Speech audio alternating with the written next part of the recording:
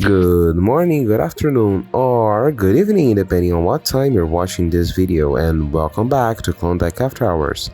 That's your source for all the weekly Club Penguin Army news. I'm your host, as usual, Edu14463, and this week was rather hectic with armies preparing for Christmas chaos, leading to much interesting news. So let's not waste any more time and get right in. Kicking off this week's events, we saw chaos unfold in the Wii Phone army. On November 26, Lord 533, founder of the Wii Phones, announced that Katsura would be joining him as a leader. Only hours later, Lord also revealed that Elite 888 would be joining to complete this trio. However, only 2 hours later, another announcement would be posted, which shocked the community. Both Elite and Katsura had been removed from their positions, with Lord being the sole leader again. Following the removal of the duo, they would go on to found their own cellular-themed army, the Nokias. Following an opening event where they maxed 1, wow, they got straight to work, sending cryptic hints teasing a war with the Wii Phone army. This war would come to fruition the following day, with Katsura declaring war on the Wii Phones. As of yet, there have been no battles and the war seems to be simmering down, however, only time will tell. In more positive news, on November 30, we saw a new leader taking the position in the Aliens.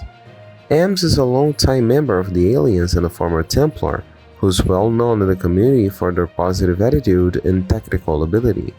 Following great contributions to the Aliens around the World Cup 2 and October Horror's victories in this year, it came as a no shock that she would reach the apex position of the extraterrestrials. At her induction ceremony, the Aliens saw a size of 50, commemorating M's new position and foreshadowing her hopefully strong tenure.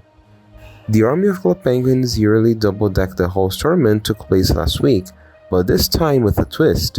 Instead of the usual format of several of the Army's allies fighting, this year saw a change. The Alpha and Eco divisions of ACP faced off against the Rebel Penguin Federation's Navy and Air Force.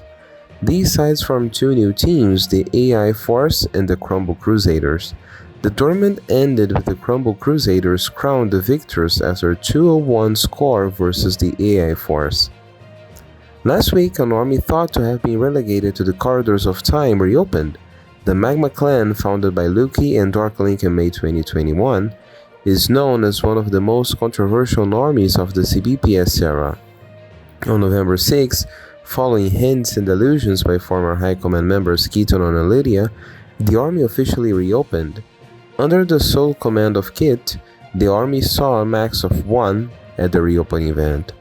That's a very surprising performance. On November 30, the Void troops saw another ascension to their Holothrone. DBSA, a long-time member of VT and veteran of armies such as the Secret Service and the Doritos, first entered the Void as a 5th in command in June of this year. Since then, he has worked tirelessly for the army and was rewarded by becoming the 10th leader of the Void troops. And that's all the news for this week, folks. Thank you very much for watching, and stick around to get your top 10 breakdown from Keaton next. Thank you very much, Edu, for recapping all of this week's news. Now moving on to the top 10 armies. In first place, yet again, we see the Rebel Penguin Federation, followed by the Army of Club Penguin. In third, up 1 place, are the Aliens, and the Water Vikings are down 1 place to 4th. In at 5th are the Board Troops, and in 6th and 7th respectively, we have the Hub Force and the Romans. At 8, up 6 places, are the Shadow Legionnaires. In 9th, we see the Templars, down 1 place, and in 10th, we see the People's Imperial Confederation, down 3 spaces. Close to the top 10, we see the Dark Warriors at 11th, and the Elite Guardians make their return at 12th. The new Seraphic Imperium are at 13th, with the Shreks at 14th. In 15th, we see the Special Weapons and Tactics, and we see a 3-way tie for 16th, with the Lunar Vikings, the Magma Clan, and the Wii Phone. That's all your news for this week, folks. We hope you enjoyed. Make sure to like, comment, share, and subscribe if you enjoyed this video. Please tune in next week for another edition of Klondike After Hours.